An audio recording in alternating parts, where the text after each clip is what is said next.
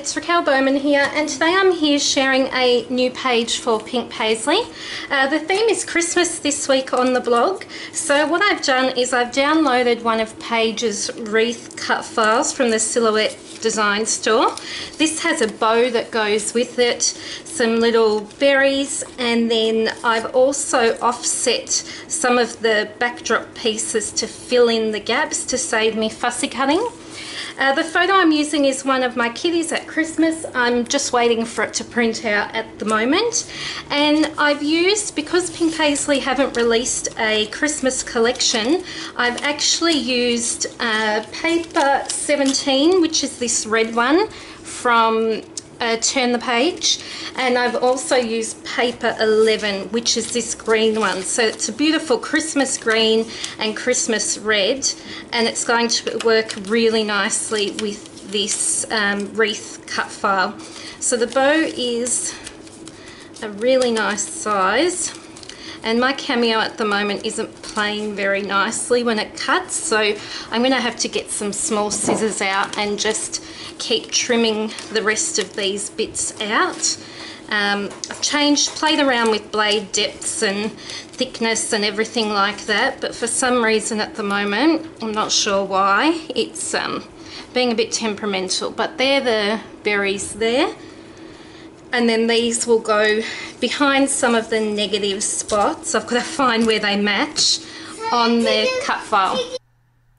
So I begin by just starting to adhere down and the green portions, so the holly portions of the wreath, and I'm just basically trying to find and figure out which pieces match where, because I didn't do this in any kind of, when I was cutting them, systematic kind of way. I just sort of copied and pasted and offset those inner pieces, but I didn't pay attention to which went where. I was just trying to fit them on the cardstock piece I cut them from. I have to apologise, as while I'm filming this, I'm actually full of a cold, or while I'm doing this voiceover, I'm full of a bit of a cold. It's triggered some asthma symptoms, so I'm struggling a bit at the moment, but I really wanted to get this voiceover done for you. So I don't think I mentioned also in the real-time portion at the start of this video that I've used some of the Outfitters collection in this layout. I've rediscovered this collection and I'm loving every single piece that I've just found again in my stash. It was one that I created a few layouts with, and when I was flicking through the collection, I found this plaid design that I was like, oh my goodness, that is stunning and perfect for Christmas. And then I found the green, which I've used as to back some of the leaves as well, just to add that variance in the wreath look, because I use so much white on my layouts. I'm guilty of that, I know. I had to do something that was going to add that detail to that wreath. So if I backed it in just the one paper, to me it just wasn't, it wasn't going to be enough. So I've added that variance in the colour through the Outfitters green patterned paper. I've added the plaid border, which I just, I love it. I love it so much. I've also backed the bow with that plaid design, but I think on that one I either use the insert or I use the 6x6 pad. I can't remember right now off the top of my head which I used, but it's that plaid design again. I've backed my photo with the wood grain look paper that was in the 6x6 pad from Outfitters as well. It's a real subtle soft wood grain.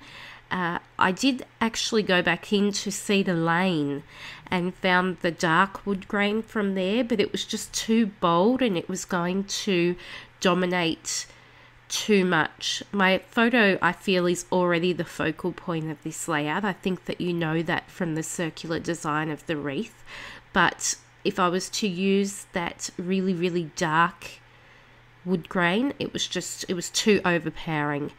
Then I had another little find that made me do a bit of a happy dance, and I looked on the back of the plaid paper and there was this little camping sort of a look pattern. It had trees and little tents and little camper van type things, and I cut all the trees out because they looked like Christmas trees. And I was like, oh my goodness, how did I find that? That was very exciting. Very exciting when you're trying to create a scrapbooking page from a non-themed collection, let me tell you. So I fussy cut all of those little trees out and used those as a bit of a grounding strip along the bottom of the page. And then in the Sweet Freedom collection, I found that Shine Bright rose gold title piece, and I was trying to find a spot around the wreath to place that, and it just was sort of not working with how I wanted I felt like it was taking a bit too much focus if I put it at the top of the photo. It was sort of impacting on the photo, so I ended up popping that down the bottom middle. So it's sort of like I suppose a bit of a symmetrical design I've sort of got going on here. And then I have a button from the Fancy Free collection in the center of the bow, and I also add a couple of arrows sort of pointing in towards that Shine Bright title from the Sweet Freedom collection as well.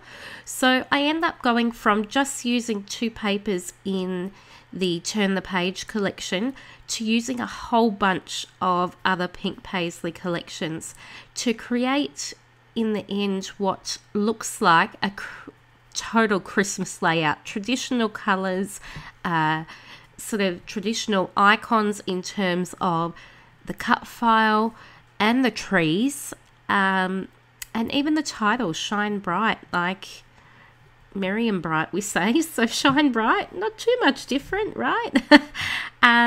Yeah, I'm really happy with the end result. So I'm just adhering down the final bits and pieces.